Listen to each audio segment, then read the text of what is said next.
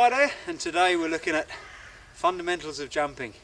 For a lot of people, they're happy when their wheels are on the ground, but the thought of the wheels leaving the ground fills them with a certain level of anticipation, and whereas we'll hit tighter corners, faster corners, steeper descents with more confidence, when it comes to leaving the ground that confidence evaporates.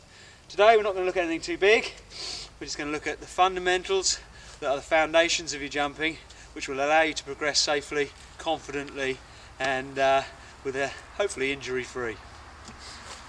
Best practice on a small jump is going to be the same as a big jump.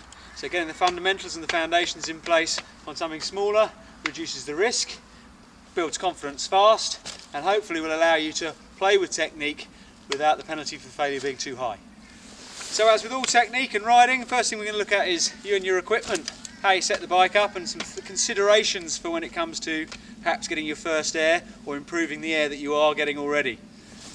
If you're riding a bike with front and rear suspension or just front suspension, one of the considerations we need to think about is that suspension setup.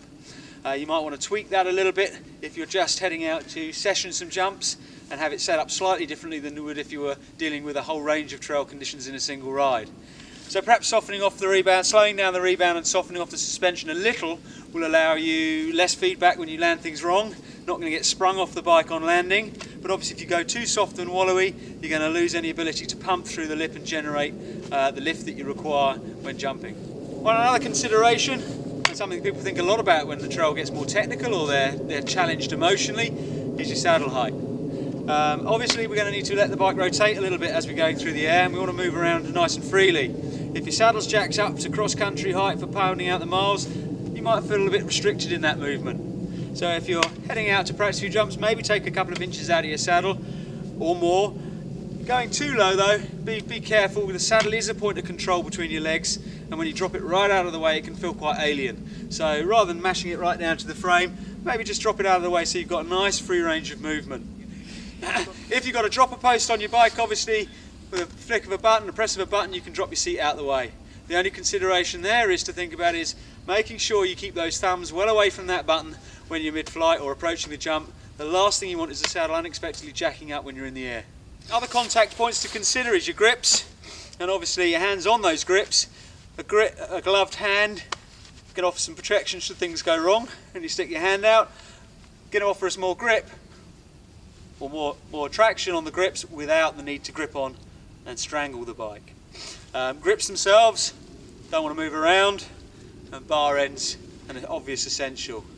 The final contact point, your pedals, as usual, primary point of contact with the bike. We're going to be driving through those quite a lot, and obviously we don't want to slip off those unexpectedly.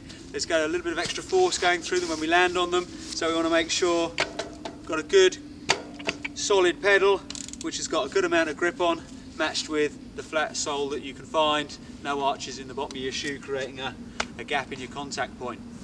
If you're riding clipless pedals, SPDs or another form of clip-on pedals, make sure that contact is strong. You don't want to unexpectedly slip off that pedal. Although there's a certain mindset that says if the clip is slightly loose you can get your foot out easily, you don't want to get your foot out easily. Putting your foot down is definitely not part of jumping. So make sure that contact is good, the clip-in is solid and working effectively. Final consideration is kind of personal kit. A lot of people, as things get more technical, start to think about wrapping up with some form of protection or other. Some knee pads, elbow pads, shin pads, full face helmet, whatever it might be. Again, that's a personal choice. But on the psychology side, if you're wrapping yourself up with lots of protective gear, it can change your mindset slightly. Almost the expectation is to crash. If strapping on lots of padding puts you in a position where you're feeling more nervous and less confident and a little bit tighter, then it's probably not going to do you any favours anyway. Knees, shins and elbows aside, clearly the most important thing is the helmet. Never ride without one myself. Do see a lot of people up on the hills protecting their knees and not thinking about their head. Kind of head first really, think about that. And if you're wearing a helmet, correctly positioned. No good balancing on the back of your head like that, and if the chin strap's swinging in the breeze, it means it can move around should you need it. So fit it properly and keep it on. When you're heading out to session a few jumps and practice your jumping, just turning up at your local spot where you know there's a few lips to hit is kind of something that you might consider doing, but it's a good idea to loosen up first, get a bit more mobile on the bike, spin out a few trails first before you start hitting jumps. If you line up in front of your line of jumps for the first ride of the day and you're a bit tense and tight and you haven't done any riding, the likelihood is you're going to be less fluid, move around less, be a bit more stilted in your movements. So get nice and loose, loosen up, get a bit of blood flowing through the muscles before you start hitting those jumps. When you're first heading out to take your first few jumps and build your confidence and practice your technique, we probably don't want any jumps that include a gap or too much of a long table, maybe just a smallish hump with perhaps a longer downslope than inslope, which will allow us to get a little bit of air but land nice and smoothly without the worry of how far we've got to get, how much height we've got to get, or how much distance we've got to carry before we can attack it confidently.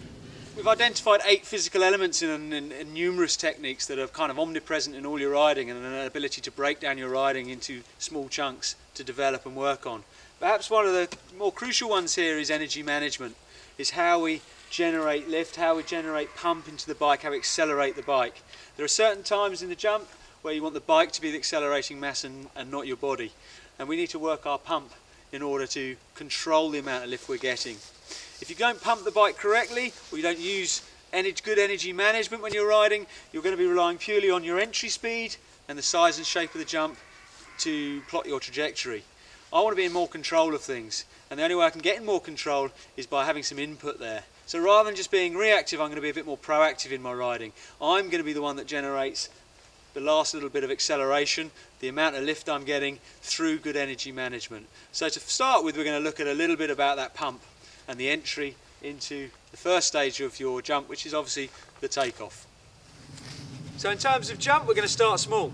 If you look at this little rise in the trail, you could easily roll that at quite some speed without getting any lift whatsoever. And that's the point we're making. Here we're going to actually have to take control of the lift by pumping. You won't get anything out of this unless you either hit it at 60 miles an hour or you pump through the lip and use heavy, light progression to actually drive the bike and get some lift. The key here to actually getting any sort of lift off this is to drive energy into the bike, and we're going to be using that pump to accelerate the bike, but we're going to get heavy and push into the takeoff. We're going to lighten at the top, and then we're going to land smoothly. So the first few runs we're just going to work on that initial pump. Doesn't matter if we're getting lift off this one, we just want to get loose and fluid, and we're just going to watch Josh roll through, driving through the lip, dropping heels, dropping wrists, compressing into the bike, and then extending through the lip, and making the bike accelerate, and the accelerating mass. And hopefully, in time, we'll start to build on that, put more energy into it, drive through more, and start to get some lift. As Josh approaches, he's going to compress into the bike, starting with the hands, rolling the wrists, then onto the feet, driving down and into the bike, and then he's going to release that pent up energy, stored up energy, and use that for lift.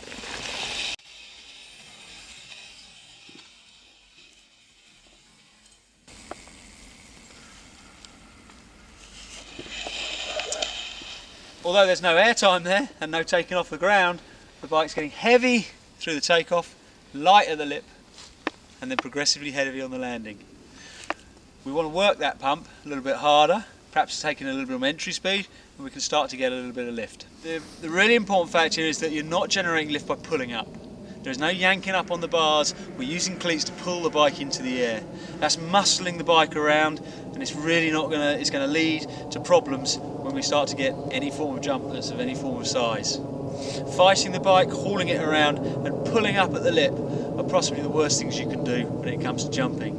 To a certain extent, less is more in terms of your input.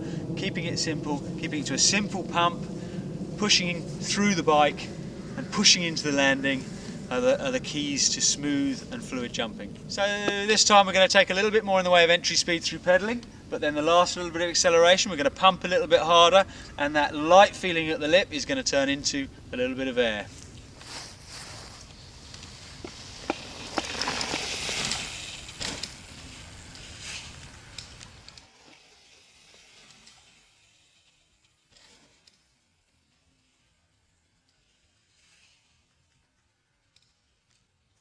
So the radical air that was achieved there was more as a result of Josh's input in terms of energy management than his entry speed in terms of pedalling. That puts Josh in a lot more control over the height and trajectory than just by pedalling in as fast as possible and hitting it rigid and solid. Having compressed on the run in into the line of the jump itself and extended through the bike slightly, Josh is then able to relax his arms and legs very slightly in the flight phase before pushing into the landing. So it's a push, relax, push scenario, but pushing into landing and pushing into takeoff really crucial in terms of accelerating the bike at the right times and that becoming the accelerating mass rather than launching yourself up and forward and hauling the bike and pulling the bike over the jump, which can easily end up in over rotation and a pretty shocking landing. For the acrylic tank tops out there, those of you that aren't natural jumpers, you want to make sure you're staying nice and loose, nice and relaxed. It's very easy for someone to tell you to relax, but to relax yourself quite hard. Don't believe anyone that says just go for it, man up, give it a lot of, just hit it hard, hit it fast and be confident. That really isn't going to matter if you get everything else wrong. I've read recently at some stage you're just going to have to go, hold your breath and go for it. Holding your breath is probably the worst thing you can do as you approach the lip of a jump. It shows that you're tense, tight, and actually the anticipation level within you is going to stifle your movement in the air and cause massive issues when the jump gets any bigger than this. Talking of getting bigger than this, it's time to go and find something with a little bit more lift in it, a little bit more potential to get a bit more flight time and start to look at the in-flight phase of the jump and then hopefully the landing phase too.